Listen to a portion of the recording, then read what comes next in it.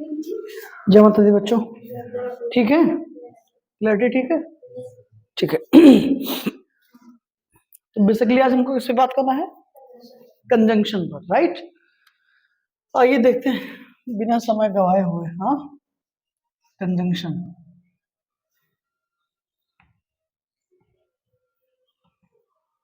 Right, okay. समझिएगा, conjunction क्या काम करता है? कंजंक्शन सिर्फ जोड़ने का काम करेगा, ठीक कुछ ऐसे ही जैसे फेविक्विक काम करता है, राइट। तो डेफिनेशन इसकी बनेगी कि दीज कनेक्ट्स टू और more words, phrases, clauses and sentences. शब्दों को, फ्रेजेस को, क्लॉजेस को, सेंटेंसेस का जोड़ने का काम कौन करता है? कंजंक्शन करता है, राइट। तो डेफिनेशन क्या हो गई? These connect, right, words, phrases, clauses and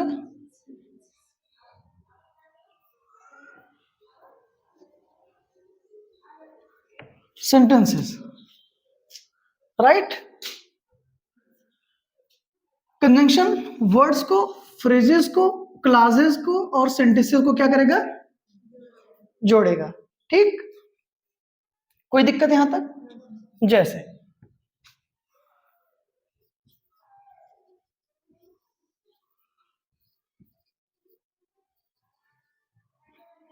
Ram and Shyam are playing, ठीक है। राम और श्याम क्या कर रहे हैं? खेल रहे हैं। एक वर्ड है श्याम और दूसरा वर्ड है राम। वर्ड को वर्ड से कौन जोड़ रहा है? एंड, जो कि क्या है? कंजंक्शन, ठीक है। ऐसे ही कंजंक्शन फ्रेजेस को जोड़ेगा, क्लॉजेस को जोड़ेगा और सेंटेंसेस को जोड़ेगा। अब वर्ड, फ्रेज, क्लॉज, सेंटेंस के इन सब पर बहुत डिटेल में बात ऑलरेडी हो चुकी है, ठीक है। तो उस पर बात करने का कोई मतलब नहीं है। अब हम बात करेंगे इसकी काइंड्स की। तो हमारे पास दो प्रकार के कंजंक्शंस होते हैं, राइट। एक कोऑर्डिनेट, इसी को हम आप कोऑर्डिनेटिंग क्लॉज कहेंगे। और दूसरा क्या? हाँ, कोऑर्डिनेटिंग कंजंक्शन एक्चुअली। दूसरा क्या है? Subordinate, right. इसी को हम आप सबऑर्डिनेटिंग भी कहते हैं, ठीक है। अब जो कोऑर्डिनेट कंजंक्शंस हैं, इनको याद करने का एक ही बहुत ही बेहतरीन निमोनिक है, राइट।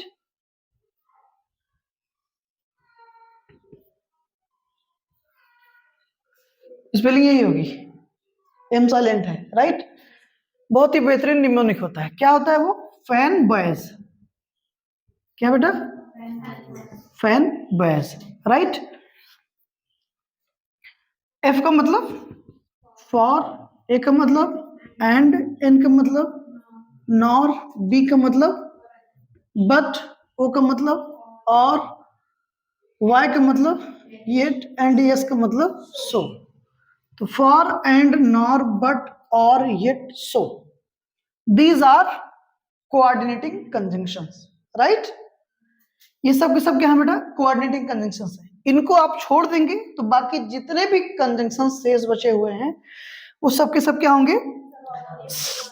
जी, सबऑर्डिनेट कंजंक्शंस होंगे, ठीक है बेटा। जैसे बिफोर, आफ्टर, until, unless और if, whether, because, हाँ, ठीक है।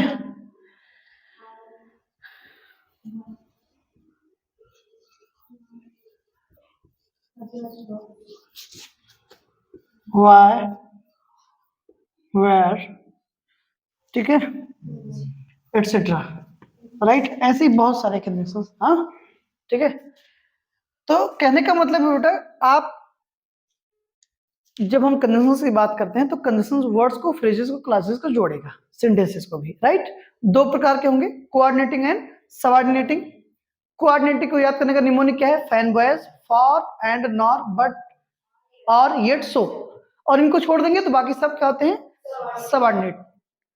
कोऑर्डिनेटिंग कंजंक्शंस हमेशा कोऑर्डिनेट क्लास बनाएगा और सबऑर्डिनेटिंग कंजंक्शंस हमेशा सबऑर्डिनेट क्लास बनाएगा। क्लियर है? यानी कि कोऑर्डिनेटिंग जो कंजंक्शंस होंगे ये क्लॉज भी अपने नाम पे ही बनाएंगे, जिसको हम क्या कहेंगे? कोऑर्डिनेट क्लॉज कहते हैं, राइट। और इसको हम क्या कहेंगे? ये जो क्लॉज बनाएगा उसको हम सबऑर्डिनेट क्लॉज कहते हैं। कोई दिक्कत? यानी कि कोई क्लॉज कोऑर्डिनेट होगी कि सबऑर्डिनेट होगी, ये उसके कंजंक्शन के टाइप पे डिपेंड करेगा।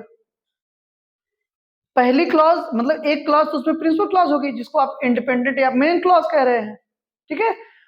और जो सेकंड होगी वो अदर क्लास होगी, और ये अदर क्लास हमारी सबऑर्डिनेट भी हो सकती है और कोऑर्डिनेट भी हो सकती है, and that depends on the type of the conjunction, right. अगर कंजंक्शन हमारा कोऑर्डिनेटिंग है तो कौन सा क्लास बनाएगा? कोऑर्डिनेटिंग बनाएगा। अगर कंजंक्शन हमारा क्या है? सबऑर्डिनेटिंग है तो कौन सा क्लास बनाएगा? सबऑर्डिनेट क्लास बनाएगा। क्लियर है?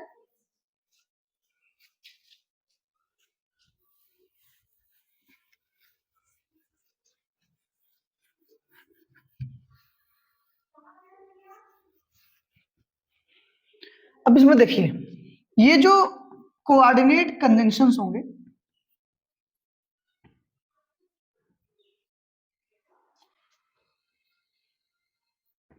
ठीक है, ये चार प्रकार के होते हैं।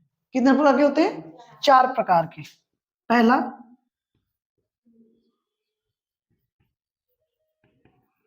क्युमुलेटिव, दूसरा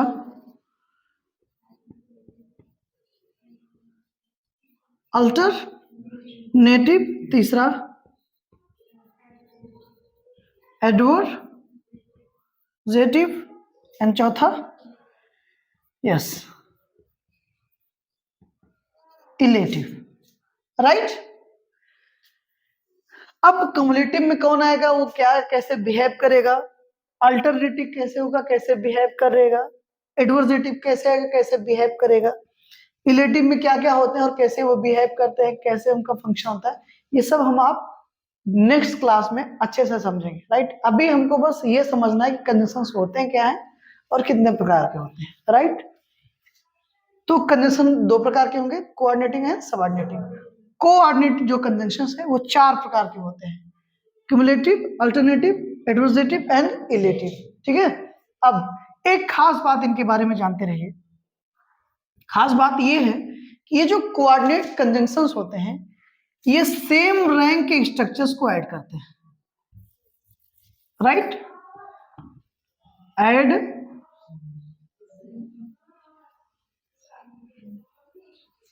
same ranks of structures, right. ये सेम रैंक के स्ट्रक्चर्स को ऐड करते हैं। सेम रैंक के स्ट्रक्चर्स को ऐड करने का मतलब क्या है? नाउन को नाउन से जोड़ेगा, ठीक है, वर्ब को वर्ब से, एडवर्ब को एडवर्ब से, एडजेक्टिव को एडजेक्टिव से, सब्जेक्ट को सब्जेक्ट से, एटसेट्रा। आप मेरी बात समझ रहे हो ना? ये जो कोऑर्डिनेट कंजंक्शंस होते हैं ये सेम रैंक के स्ट्रक्चर्स को हमेशा ऐड करेंगे। ये सेम रैंक के स्ट्रक्चर्स का मतलब क्या है कि नाउन को नाउन से जोड़ेंगे, वर्ब को वर्ब से, एडवर्ब को एडवर्ब से, एडजेक्टिव को एडजेक्टिव से, सब्जेक्ट को सब्जेक्ट से। ऐसा नहीं होगा कि एक कंजंक्शन क्या करे, नाउन को जोड़ा दूसरा वर्ब को जोड़ देगा, ऐसा नहीं होगा। अगर वो कोऑर्डिनेट कंजंक्शन है तो ये उसका समझ लो धर्म होता है, हिसाब से ये अपना धर्म कभी छोड़ेगा नहीं, राइट। ये हमेशा सेम रैंक के स्ट्रक्चर्स को ही ऐड करेगा। ये बात बहुत अच्छे से दिमाग में बैठा दीजिए। क्लियर? ये बात किसके बारे में थी? कोऑर्डिनेट कंजंक्शन के बारे में। अब अगर हम आप देखें इसको मैं रेस कर, ओके,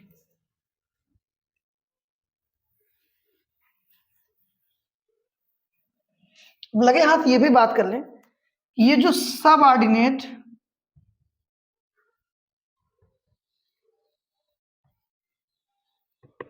कंजंक्शन होंगे ये भी 3 प्रकार के होंगे। 3 प्रकार से मतलब ये है कि सबऑर्डिनेट जो कंजंक्शंस होते हैं, ठीक है, वो क्लास कौन से बनाएंगे बेटा?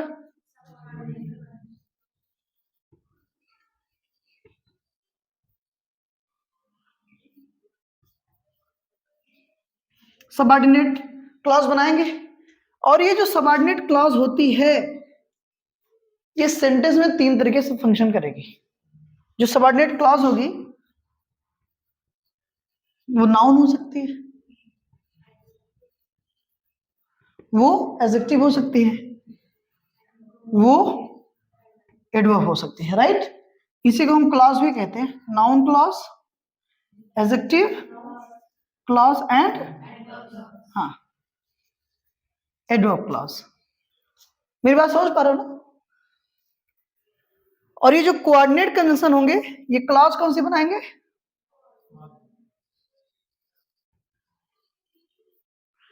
कोऑर्डिनेट क्लॉज बनाएंगे, ये तो पता ही है आपको।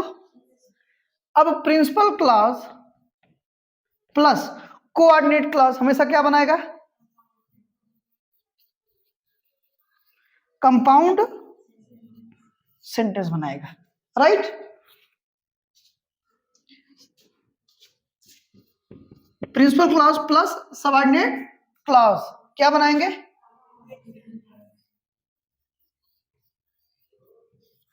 कॉम्प्लेक्स सेंटेंस बनाएंगे। कोई दिक्कत?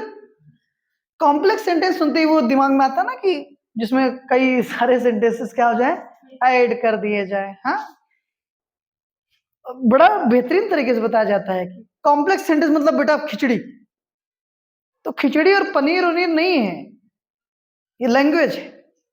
यहाँ खिचड़ी पनीर नहीं होगा, कुछ होता है ऐसे ही ना, मिश्रित वाक्य बेटा, नाम से ही स्पष्ट है खिचड़ी। तो खिचड़ी खिचड़ा नहीं होता है।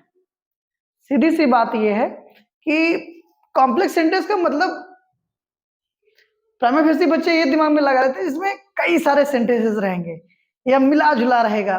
मिला जुला कई सारे ऐसा कुछ नहीं होता है। बस इतना तुम जान लो कि जिस कंजंक्शन के पहले जिस क्लास के पहले जैसे एक सेंटेंस आ गया, अब आप कंफ्यूज हो गए कि कौन सी प्रिंसिपल क्लास है, कौन सी सबऑर्डिनेट, कौन सी कोऑर्डिनेट। तो एकदम सिंपल फंडा है बेटा, जिस क्लास के पहले कोई भी कंजंक्शन ना लगा है, राइट, चाहे वो कोऑर्डिनेट कंजंक्शन है चाहे सबऑर्डिनेट कंजंक्शन है, कोई भी कंजंक्शन जिस क्लास के पहले नहीं लगा है वही क्या है? आपकी प्रिंसिपल क्लास है। तो जो अदर क्लास होगी वो या तो सबऑर्डिनेट होगी या तो कोऑर्डिनेट होगी, और ये डिपेंड किस पे करेगा? कंजंक्शन पर, ठीक है। तो फिर से सुन लो, वही क्लास हमारी प्रिंसिपल क्लास, मेन क्लास या इंडिपेंडेंट क्लास होगी जिसके पहले कोई कंजंक्शन नहीं लगा है। दूसरी क्लास सबऑर्डिनेट या कोऑर्डिनेट होगी और वो डिपेंड करेगा उसके कंजंक्शन के प्रकार पर। अगर कंजंक्शन का प्रकार कोऑर्डिनेटिंग है तो कोऑर्डिनेटिव क्लास हो जाएगी, कंजंक्शन का प्रकार सबऑर्डिनेटिंग है तो सबऑर्डिनेटिंग क्लास हो जाएगी, सबऑर्डिनेट क्लास हो जाएगी, राइट। तो principal class plus coordinate class compound sentence बनाता है, और principal class plus subordinate class क्या बनाएगा? कॉम्प्लेक्स सेंटेंस बनाएगा। दैट्स इट, कोई खिचड़ी वाली बात नहीं। क्लियर है ना? यहां तक कोई इशू बेटा, कोई दिक्कत नहीं है ना? अब इसी के आगे हम 1 by 1 चीजों को डिस्कस करेंगे, ठीक है। Till that thank you so much for this class. See you tomorrow. Clear? Thank you. जय माता दी।